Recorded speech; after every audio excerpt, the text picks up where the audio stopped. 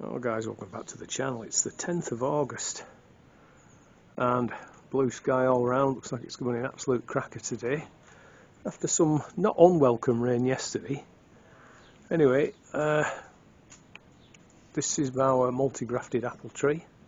I'll put home here and you can see, hopefully, I've been pruning it. I've been doing summer pruning. Now's the time, certainly in north of England anyway, probably a bit earlier in the south. I'll just show you. I did most of it yesterday, to be honest. But this is the sort of length of, because this particular variety is Harry Master's Jersey. It's a cider apple. It's very, very vigorous, and that must be 3 foot long, a metre long, easily. And most of the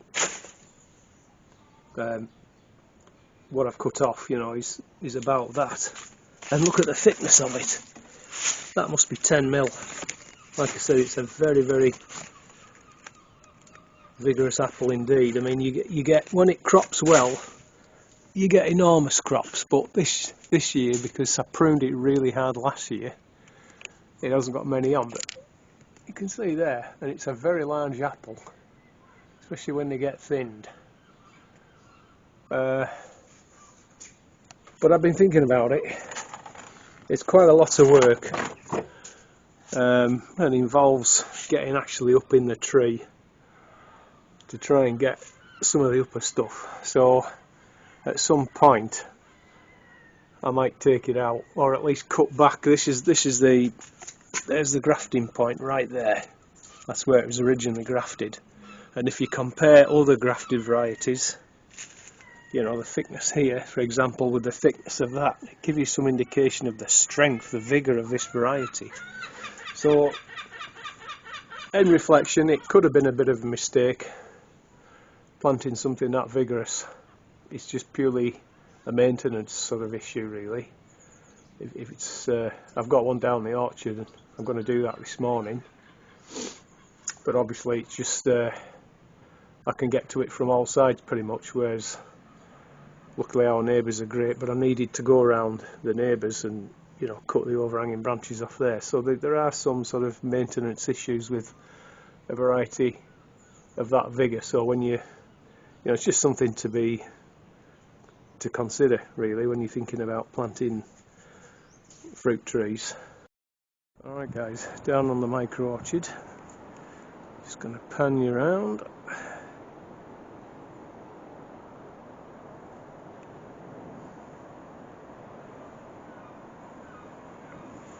So,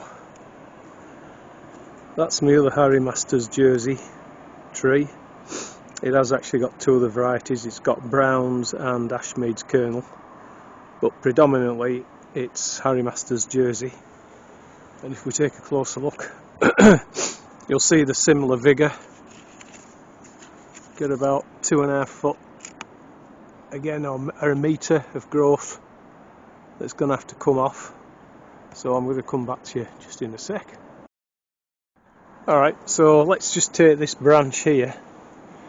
You can see there's a lateral or a sublateral come out, about 2 feet of growth on it. About 3 inches, well, no, sorry, about 6 inches further down. Another one's come out right here. And again, it's got about 2.5 foot of growth on it. So what we're doing in summer pruning, it's really about trying to encourage the formation of fruit buds. Your formative pruning is done in winter.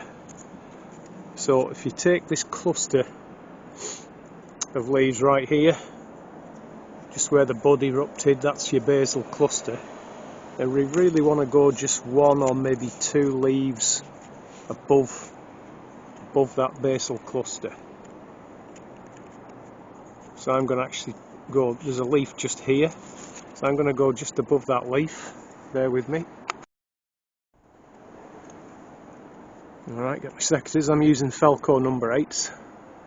So you just want to go above that leaf stem, just above its sloping cut. Alright, so hopefully what that's going to mean is that this cluster here is going to start to form into fruit buds. And then that bud there might grow away next year, and then we'll just do the same again. So you'll end up hopefully with a kind of branch with lots of fruiting spurs on.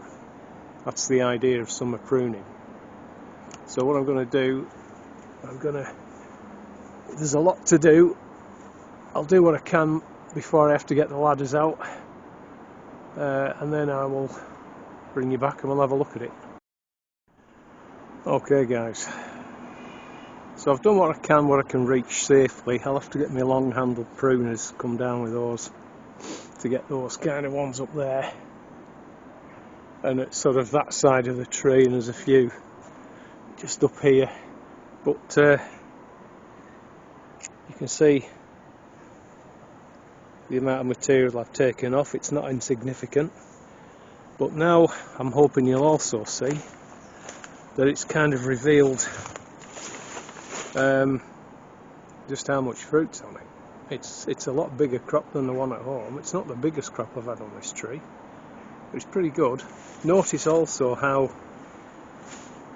these branches underneath, the fruit's green, whereas the one that's obviously exposed to the sun, you know, they're getting the sun, which means more sugar. So ideally you would, I'm thinking of maybe taking some of these underlying branches off just so they get more sunlight. So that's another factor. I'll walk backwards, hoping the sun isn't dazzling you. If you can see if the camera, it's hard to see in the viewfinder, but I need to get my long handled pruners to do those because I can't get in. I need to sort all that cold frame out of those trees. But anyway, yeah, so that's good. I've probably done about 3/4 of it, so it's not going to take me long to do the rest. Damsons are ripening now. Probably about a week before I pick them. So I'm going to push on. I've got to do, pear tree needs some pruning, and some of the apple trees, not all of them, certainly this one, that one, the one up the top, and yeah, maybe half a dozen need a little bit of work. So I'll crack on, bring you back. So with the pear, it's pretty much the same sort of procedure. You can see all these long side shoots coming out. This is all new growth here, and so if you take this one, you see it's kind of a long sappy shoot belt, probably about 3 foot long, but down at the base there's a fruit bud right there. I'm just going to take that off above that fruit bud like that. Then this one here, I'm going to take the underneath branch off because I prefer an upright growing branch. So we'll take that out, and then again just come back to sort of within an inch of the basal cluster. That'll do for that one. Don't like that. Take that out. Actually, no, there's a fruit bud on it, so just here. See that? Just there. So you've got to just work your way around looking for. So that's a fruit bud right there. So we can go just above that. These are fruit buds here and here. So I'll just go just above that one.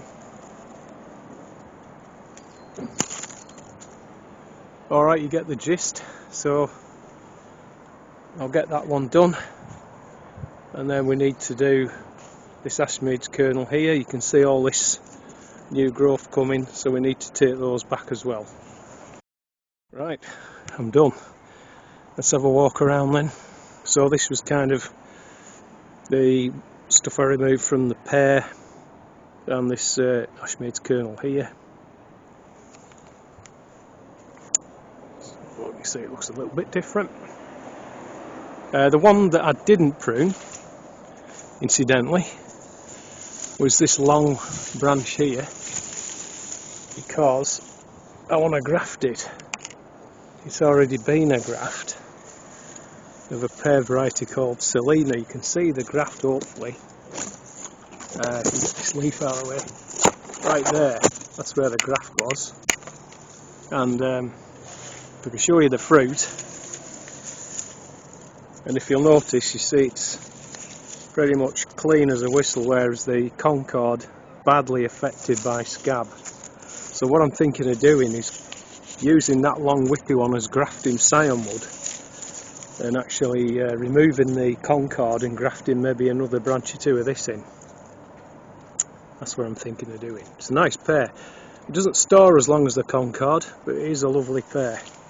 And like I say, it seems resistant to pear scab and pear midge. So that's an interesting, that's a definite positive.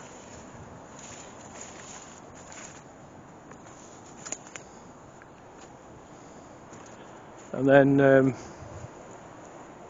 this one over here, that's jumbo, which was grafted onto. I don't know what variety the original tree was, but it's one of those that sends out epicormic growths.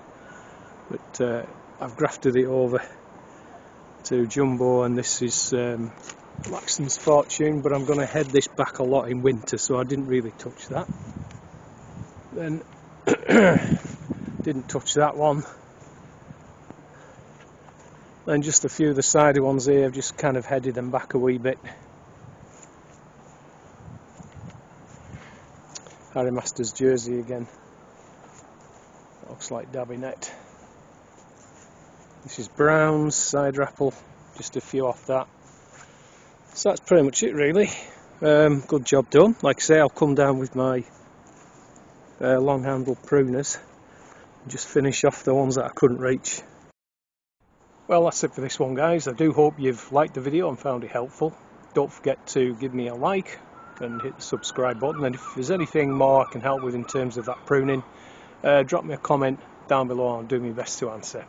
Now, if you have espaliered fruit trees, you might want to watch a video. I'll put a link up to it right up there.